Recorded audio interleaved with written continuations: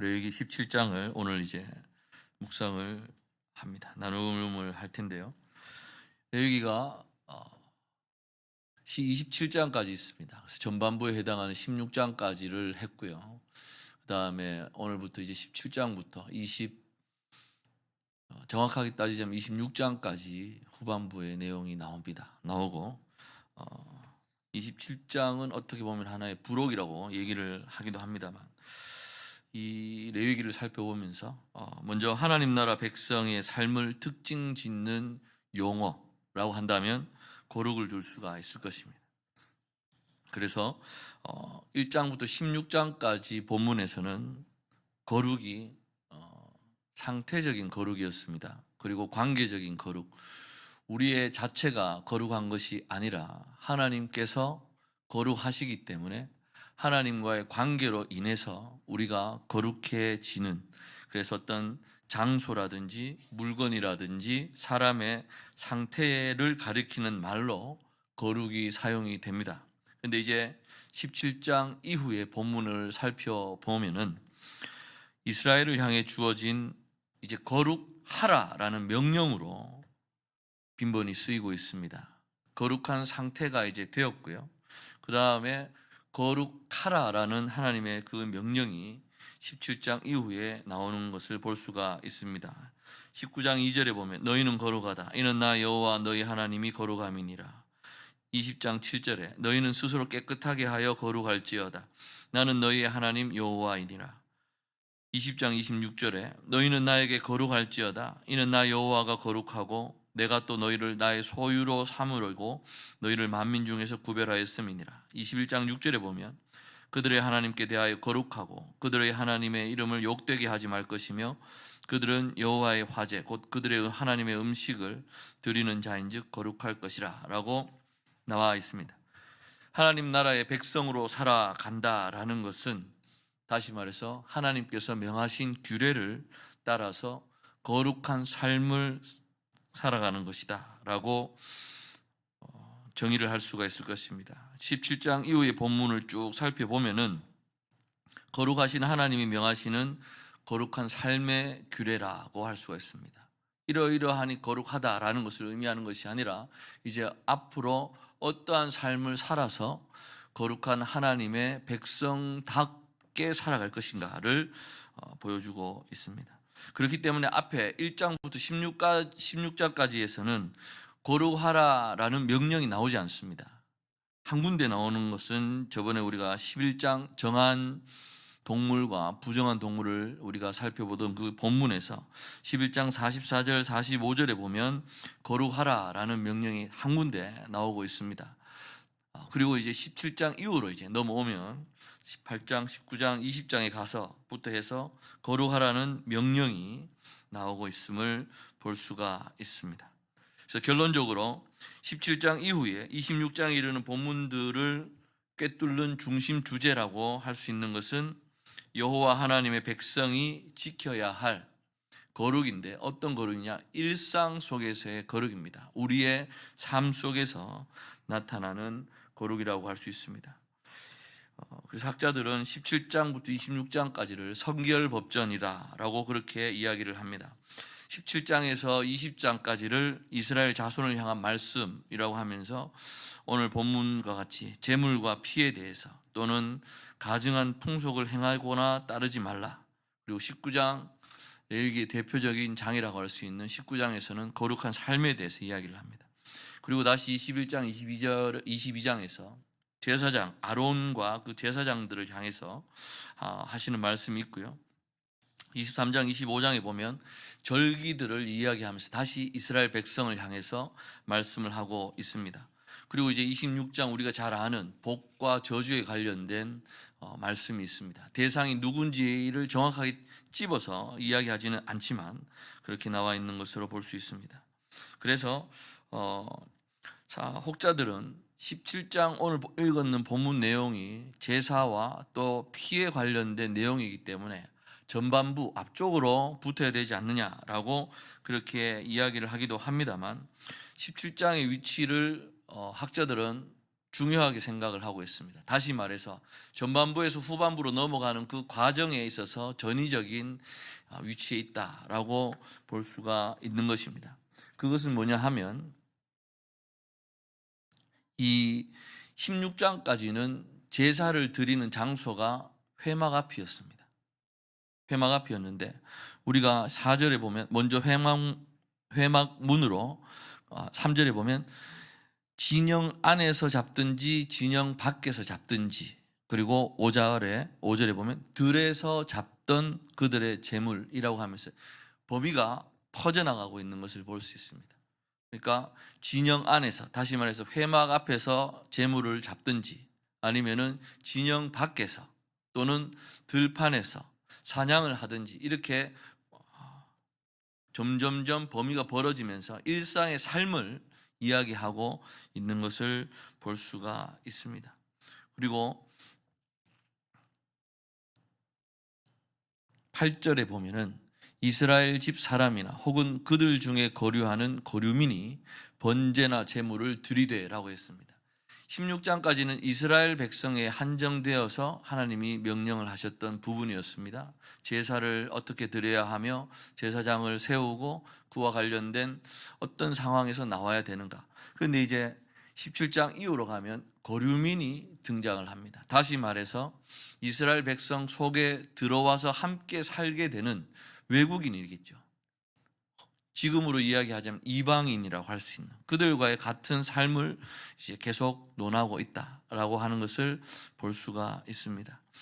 그리고 피를 이야기하면서도 거기에 관련된 부분들이 있는데, 이러한 여러 가지 것을 볼 때 결론적으로 17장은 아마 뒷부분에 붙여서 보는 것이 더 낫지 않을까라고 생각을 해봅니다. 17장을 나눈다면 3절에서부터 9절까지, 1절, 2절은 여호와의 명령입니다. 그리고 3절에서부터 9절까지가 가축을 죽이는 제사, 반드시 여호와께서 명하신 곳에서 행해야 한다라는 것을 이야기합니다. 그러면서 7절까지는 이스라엘에 대한 제사고요, 8, 9절은 이스라엘과 외국인의 제사 규례에 대해서 이야기를 합니다. 그 다음에 10절에서 14절은 우리가 잘 아는 피를 먹지 말라라는 부분에 대한 말씀입니다. 10절에서 12절 피를 먹지 말아야 하고, 13, 14절은 짐승이나 새의 피를 먹지 말고 땅에 흘리고 덮으라라고 명령하고 있습니다. 그리고 15절, 16절은 죽은 것을 먹으면 부정하다라고 말씀을 하고 있습니다. 3, 4절에 이스라엘이 소나 양이나 염소를 진영 안이나 진영 밖에서 잡을 때 회막문으로 가져와서 여호와께 제사를 드리지 않으면 하나님께서는 백성 중에서 끊어버리시겠다라고 말씀을 하고 계십니다. 그래서 이 규정을 보면서 이제 여러 가지 논란이 있었습니다. 제사적인 어떤 제의적인 도살을 의미하는 것인지, 아니면은 우리가 먹을 수 있는 식용 도살까지 포함된 것인지를 논란을 삼고 있습니다. 왜냐하면 신명기 12장에 가면은 식용 도살에 대해서 허용하는 부분이 나오고 있습니다. 그러다 보니까 이 부분을 어떻게 해석을 해야 할 것인가. 그러나 이들에 따르면 이제 제사 목적이 아닌 도살의 경우는 어디에서든지 가능했던 것을 볼 수 있습니다. 진영 밖 혹은 들판에서 가능했기 때문에 이러한 이해의 부분은 신명기 12장과도 일맥상통합니다. 그렇지만 하나님께 드릴 제사에 대해서 언급을 신명기 12장도 하기는 합니다. 그러나 피를 먹지 않는 것만 주의를 한다면 언제나 원하는 대로 가축을 잡아서 먹을 수 있다라고 이야기하는 그런 것을 볼 때에 이 부분이 과연 제사 관련 문맥인지 아닌지를 우리가 한번 생각해 보아야 한다라는 것이고요. 두 번째로는 만약에 이 구절들이 제사를 드리지 않을 것이라면 어떤 경우에든 동물을 죽이는 것은 금지하는 것으로 그렇게 본다라는 것입니다. 그리고 또 한 가지는 이 규정들, 모든 형태의 도살을 금지한 것이지만 광야 생활을 할 때 그때에만 해당된다라고 보는 학자들도 있다라는 것입니다. 다시 말해서 가나안으로 이제 들어오고 난 이후에 집이 생기고 어떤 우리의 삶의 터전이 생기고 난 이후에, 그리고 나서 똑같은 규례가 적용되었다라고 하는 것은 아니다라고. 그것을 어디에서 우리가 살펴볼 수 있냐면 우리가 나병에 대해서 우리가 살펴보았지 않습니까? 나병을 볼 때 나병이 사람에게만 생긴 나병만 나왔는 것이 아니라 옷과 집에 생긴 그러한 나병에 대해서도 설명을 하고 있는 것을 볼 수 있습니다. 그 역시 마찬가지로 가나안을 들어와서 어떤 삶에 거쳐 집이라는 주거가 생기고 난 이후에 해당되는 말씀이다라는 것을 볼 수가 있습니다. 그렇지 않다면 다른 규정들과 볼 때 이것이 광야 시기에만 해당되는 것인지 아니면 가나안 이후 정착 그 시기에도 해당되는 것인지 누가 무엇으로 판단할 수 있을까라는 것입니다. 그래서 요점은 17장의 본문이 제의적인 맥락인가에 달려 있다라는 것입니다. 그래서 3절의 말씀에 이어지는 내용들이 어떤 식용 목적을 위한 도살과는 무관하게 전부 제사에 관련된 그러한 내용으로 채워져 있음을 보고 우리는 이 도살에 대한 부분을 제의 목적을 위한 도살을 다룬다라고 생각을 해야 할 것입니다. 그리고 첫 단락이 중요시하는 것은 누구에게 제사하느냐라는 그 문제가 있습니다. 그것을 왜 생각해 보아야 하는가 하면 7절에 그들은 전에 음란하게 섬기던 순념소에게 다시 제사하지 말 것이니라. 이는 그들이 대대로 지킬 영원한 규례니라. 그 당시 고대 근동의 이방 지방들에서는 이런 풍습들이 있었습니다. 순념소를 제사로 드리는, 그러다 보니까 이스라엘 역시 그 풍속을 받아들여서 심지어는 아사세를 보내는 그 과정도 이러한 어떤 미풍양속이 섞여서 있는 부분이 아닐까라고 생각을 한다라는 것입니다. 그렇기 때문에 결론적으로 제사 목적으로 가축을 도살할 때에는 반드시 하나님께서 정하신 곳인 회막으로 나와서 여호와께 제사를 드려야 한다라는 것을 말하고 있다. 그렇게 보아야 할 것입니다.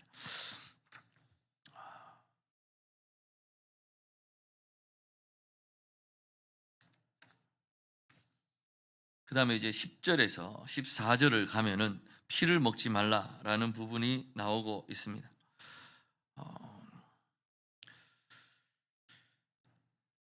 요 구분을 좀 이렇게 할 텐데요. 이스라엘 사람들 그 당시에 문학 양식이라고 할 거예요. 교차대구라고 하는 부분이 있습니다. 이렇게 처음과 끝이 대구가 되고 같은 구절을 사용을 합니다. 그러면서 강조하고자 하는 부분을 중간에 두는 것입니다. 그래서 12절 말씀을 강조를 합니다. 그러므로 내가 이스라엘 자손에게 말하기를 너희 중에 아무도 피를 먹지 말며 너희 중에 거류하는 거류민이라도 피를 먹지 말라 하였나니, 이 구절을 강조하기 위해서 10절부터 14절까지를 사용을 하고 있습니다. 이스라엘 집 사람이나 그들 중에 거류하는 거류민 중에 무슨 피든지 먹는 자가 있으면 내가 그 피를 먹는 사람에게는 내 얼굴을 대하여 그를 백성 중에서 끊으리라 라고 말씀합니다. 14절에도 마지막에 보시면 그 피를 먹는 모든 자는 끊어지리라 라고 말씀하고 있습니다.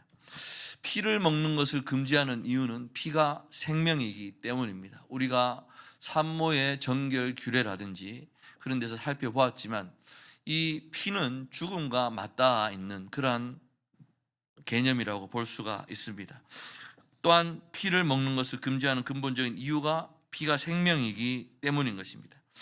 이러한 원칙 위에 두 가지 실질적인 가르침을 우리가 볼 수가 있는데요.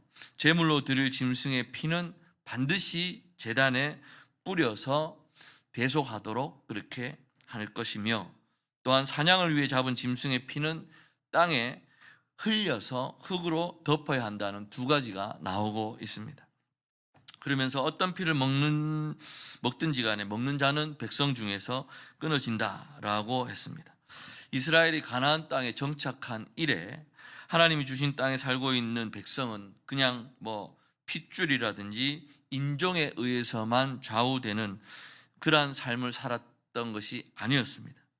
거류민들이 함께 살았던 것을 보았을 때 이스라엘과 함께 살아가는 그 거류민들에게도 하나님께서는 요구를 하고 계십니다. 너희 중에 거류하는 거류민이라도 피를 먹지 말라 하였나니. 왜냐하면 그 당시 이제 이스라엘을 제외한 사람들은 이방인이지 않습니까? 이방인들은 피를 먹는 부분에 있어서 거의 거리낌이 없었습니다.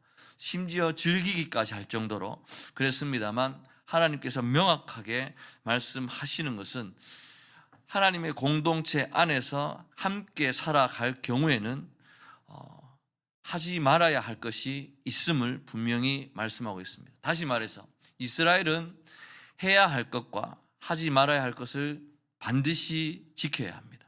그런데 거류민 같은 경우에는 이제 해야 할 부분은 안 해도 상관이 없습니다. 그러나 하지 말아야 할 것이 있습니다. 그것은 하나님께서 정확하게 거류민들, 외국인들에게도 요구를 하고 계시다라는 것입니다.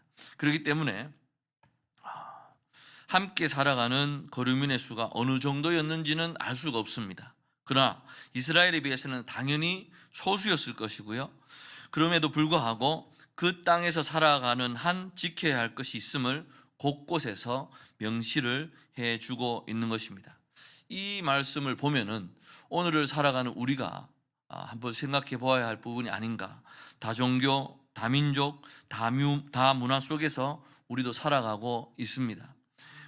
예전에는 한민족, 단일민족이라고 했지만 이제 시대가 바뀌고 외국인들이 우리나라에도 많이 들어와서 살고 있습니다. 결혼을 해서 또 가정을 꾸리는 그러한 분들도 있습니다. 그렇기 때문에 신구약을 통해서 명령된 새로운 삶의 규례, 근본적으로 그리고 우선적으로는 그리스도를 따르는 이들에게 주어진 구별된 삶의 규례다라는 것을 우리는 기억해야 하는 것입니다. 그래서 한 번 더 강조하지만 피를 금지하는 이유, 육체의 생명이 피에 있기 때문이다. 피는 생명이고 하나님께 제사하기 위해서 가축을 잡았을 경우에는 반드시 제단에 뿌려야 함을 말씀을 하고 있는 것입니다. 그리고 또 한 가지, 제단 상황이 아니고 사냥을 해서라든지 동물을 잡지 않습니까? 그럼 피가 흐를 것입니다. 그랬을 경우에는 피를 땅에 흘리고 흙으로 덮는 행위를 말씀하고 있습니다. 그럼 왜 그렇게 해야 하는가? 여러 가지 의견이 있습니다. 다른 사람들이 먹지 못하도록, 다른 동물들이 와서 먹지 못하도록, 땅을 더럽히는 인간의 피가 흘려진 것으로 오해되지 않게 하기 위해서, 또는 생명을 주신 하나님께 돌아가도록 하기 위해서. 왜 우리 창세기에 보면은 네 동생 아벨의 피가 부르짖느니라 그런 말씀이 있는 것처럼 그 피가 신원을 부르짖지 않도록 하기 위해서, 또는 액땜 의식의 흔적으로 피가 쓰인 것을 이렇게 방치하기 위해서라고 여러 가지 의견들이 있습니다만, 피를 흙으로 덮는다는 것은 이 생명을 주신 하나님께로 돌아가게 하는 동작으로 이해하는 것이 가장 자연스러워 보는 것입니다. 그렇기 때문에 단지 피를 안 먹으면 되는 것이 아니라 존재하는 모든 생명에 대해서 꼭 필요한 경우가 아니라면 함부로 살인을 해서는 안 된다라는 것을 이 레위기에서는 가르치고 싶은 것임을 우리는 기억해야 합니다. 그리고 레위기와 오경을 보면은 함부로 동물을 죽이는 것 역시 끊어지는, 백성 중에서 끊어지는 벌을 받는 살상임을 명확히 하고 있음을 우리는 기억해야 할 것입니다. 그리고 이제 15절 16절에 보면 저절로 죽은 짐승이나 또는 들짐승에게 찢겨 죽은 짐승을 먹으면 이스라엘이든 거류민이든 누구나 다 부정해진다라고 했습니다. 물론 그 부정해진 것은 시간이 지나면 다시 정해지는 걸로 나와 있습니다. 오늘 말씀을 보시면서 17장 이후의 삶에 대해서 우리는 한번 생각해 보아야 할 것입니다. 17장 본문은 제사, 하나님 앞에 어떻게 다시 제물을 드려야 하는가에 대한 장소적인 부분을 이야기를 하고, 또 피해 처리에 대해서 다시 한번 강조를 하고 있습니다만, 17장 전반 부분에 흐르는 그러한 것은 이제 이 범위가 우리의 일상생활로 확대져 가고 있다라는 것을 볼 수가 있습니다.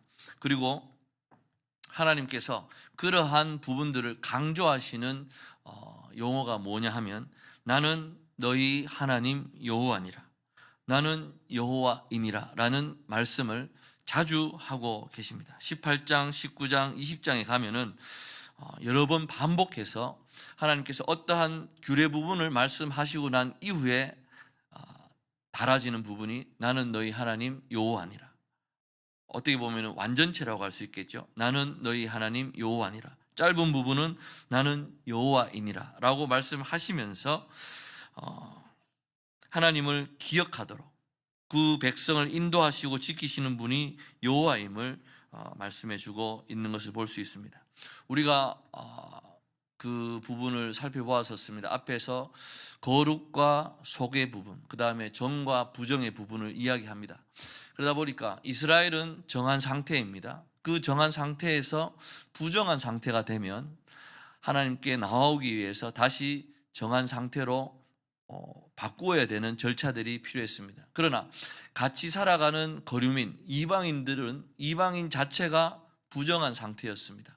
그런데 우리가 레위기를 읽는 지금 이 시점을 살아가는 우리는 외국인들과 함께 혼재된 상황에서 살아갑니다. 그렇다면 과연 몇천 년 전에 쓰였던 이 말씀에서 우리에게 원하시고자 하는 바는 무엇냐라는 것이죠. 사도행전 10장에서 베드로가 그 하늘로부터 내려오는 환상을 보았을 때 하나님께서 더럽다고 하신 짐승을 내가 먹을 수 없습니다 라고 했지만 고넬료를 만나고 난 이후에 베드로가 깨달은 바가 무엇이었습니까? 이것이 음식을 강조하려는 것이 아니라 이방인에 대한 하나님의 품으심을 이야기하고 있다는 것을 깨닫게 되었습니다. 그렇다면 우리가 레위기 말씀을 읽으면서 이제 범위가 확대되어져 가는 것을 보고 있습니다. 그리고 우리가 거룩한 상태로 하나님과의 관계 속에서 거룩하게 되었습니다. 그럼 이제 어떻게 해야 되느냐? 우리의 일상적인 삶 속에서 그 거룩을 우리가 행해야 된다라는 것을 우리가 기억을 해야 하는 것입니다. 그러면 그 거룩을 행할 때는 누구에게 하는 거냐라는 것이죠. 우리와 함께 살아가고 있는 공동체가 될 수 있을 것입니다. 물론 한국인과 외국인을 구분해서 그렇게 딱 나눌 수도 있겠지만 우리 안에, 한국인 안에 우리가 또 함께하지 못하는 그러한 어떻게 보면은 이방인들이 분명히 있다라는 것을 우리는 기억해야 할 것입니다. 그래서 하나님께서 말씀을 하십니다. 내 백성, 너의 하나님. 이 표현은 왕이신 하나님과 그분의 백성된 이스라엘을 가리키면서 하나님과 우리 사이의 언약 관계를 보여주는 표준 어구인 것입니다. 그래서 이스라엘의 구별된 삶은 여호와를 하나님으로 고백하면서 그 고백을 생활 속에서 실천하며 살아가는 삶이다라는 것입니다. 다시 말하면 하나님의 통치 안에 살아가는 삶을 이야기하면서 하나님께서 이스라엘을 초대하고 계신다라는 것을 우리는 기억해야 할 것입니다. 오늘 말씀 가운데 하나님 분명히 말씀하셨습니다. 나의 규례를 지켜라. 지키면 내가 너희들을 보호할 것이고 나의 이 규례를 명하는 사람은 너의 하나님 여호와니라 라고 말씀을 하고 계신다라는 것입니다. 날마다 주의 말씀을 묵상하시는 가운데 이 말씀을 문자적으로만 해석할 것이 아니라 과연 나의 삶 속에 하나님께서 어떠한 부분을 주시고자 하는가를 늘 고민하며 묵상하시는 저 여러분 되시기를 간절히 소망합니다. 기도하겠습니다.